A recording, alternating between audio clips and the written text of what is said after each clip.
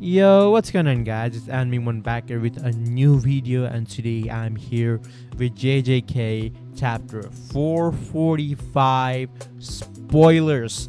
And these spoilers are absolutely insane because if you think, and I said this several times before, Sukuna is not going down anytime soon, and the death penalty, even if Sukuna is given a death penalty, it won't work. And guess what? It didn't work.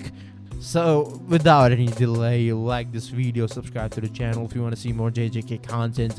And until then, let's begin the fucking video.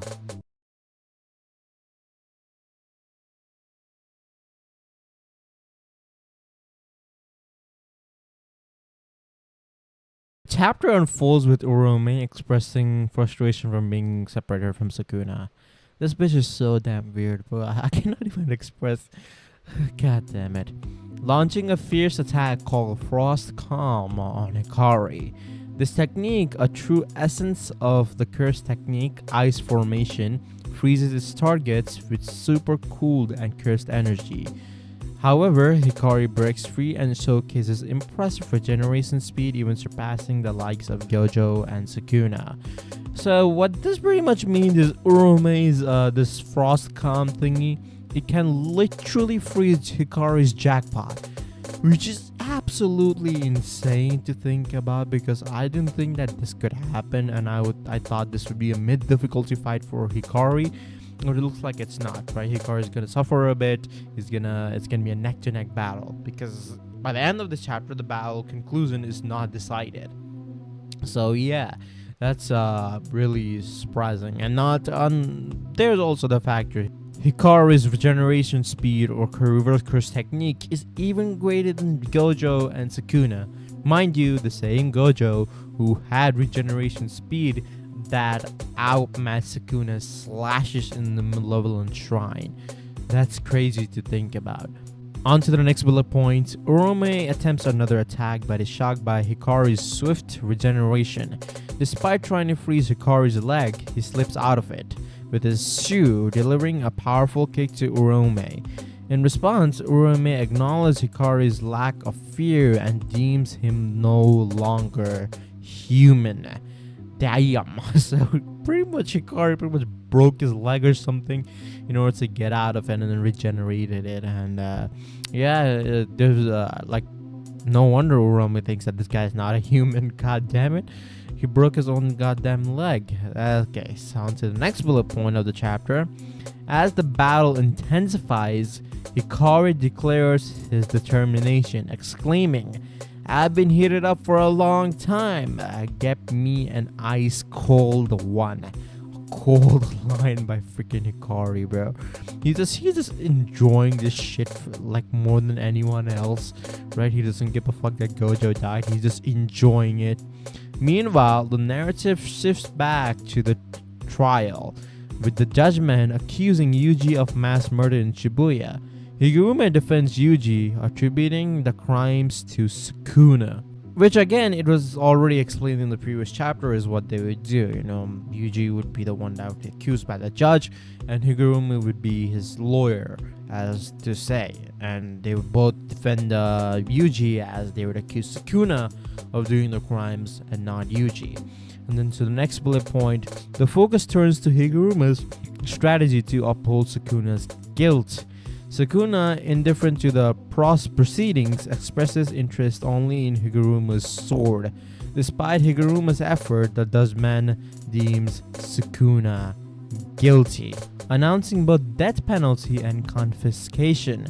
So, Sukuna is getting a death penalty because, well, he really doesn't give a fuck. And second, he's getting confiscation, meaning any kind of cursed weapons or any cursed techniques that he has is being confiscated. Obviously, in this case, it's pretty obvious that he should be able to take Sukuna's cleave and dismantle away from him.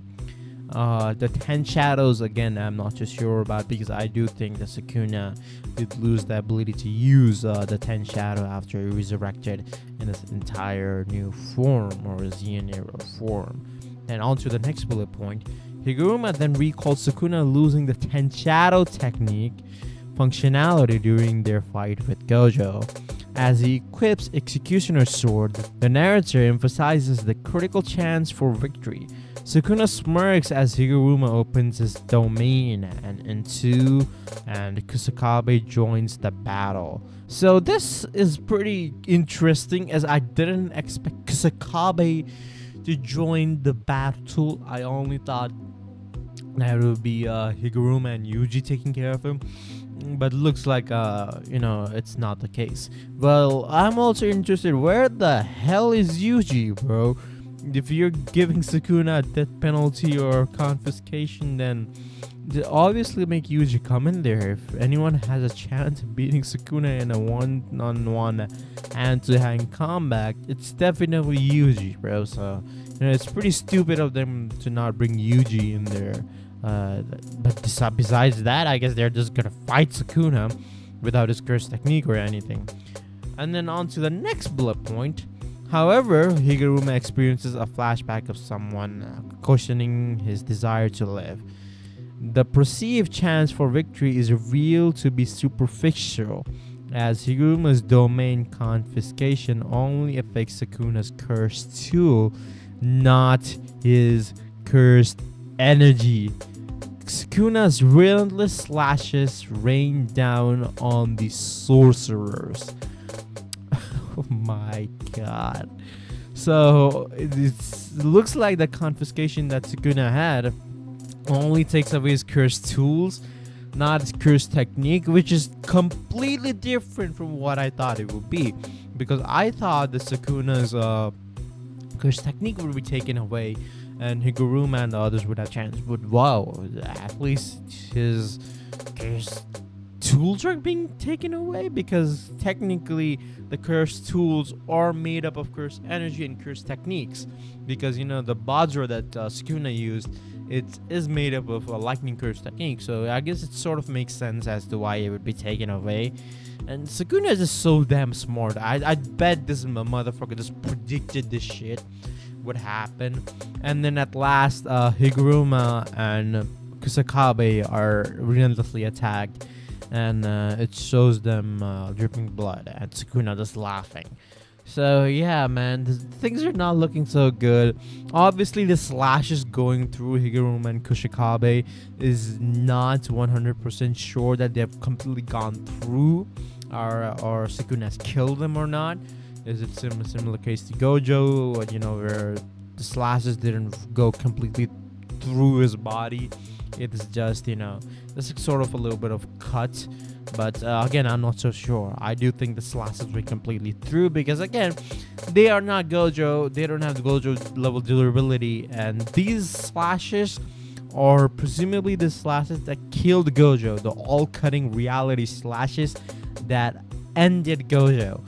These reality-ending slashes would have killed the other two, Higuruma and Kusakabe, because these two cannot simply fight against something like that. Even Gojo couldn't do anything against something like that. So the power difference is there. Like Kusakabe, sure, man, you're semi-grade 1, and same goes to Higuruma, who's maybe special grade 1 at the best. And these grades are not anywhere near Gojo, as Gojo is above special grade level of sorcerers. And the only way I see this now is Yuji is gonna retreat. There's no way that we're beating Sukuna as we are right now. We need some sort of awakening from Yuji. Maybe Yuta. I do think that Maki is gonna swoop in, grab Yuji, and get out of there, as Yuji's gonna yell at her for leaving him and letting him fight Sukuna, as Maki's gonna say to him, bro, we gotta retreat. There's no way that we can beat this motherfucker right now. And I do think that Sukuna is gonna let them go. He's not gonna see them as much of a threat as anything right now, because he thinks they're a bunch of brats. What could they ever do to him, right? So yeah, that's gonna be that. And the battle between Hikari and Urome, boy oh boy did that surprise me, because I did think that this battle would have ended this chapter. Like, as soon as we started the chapter with those battles of Hikari and Uraume, I literally thought that this battle would have ended this chapter, but it didn't. And Gege is cooking something up, a good fight, something that we love in Jujutsu Kaisen. Again, I just hope in order to defeat Sukuna, Gege doesn't do anything stupid, like Black Zetsu similar kind of situation, or thus breaking the entire power scaling of the series in order to gaslight Sukuna or kill him. It's absolutely insane. I don't know what's gonna happen in Jujutsu Kaisen at this point, because things are getting way too out of hand. But what do you guys think? Comment down below. Do you think there's any possible way to beat Sukuna? And if there is, comment down below about your theory of beating Sukuna, because my theory is about to come out in a few days short. But until then, I'll see you guys in the next video, and peace.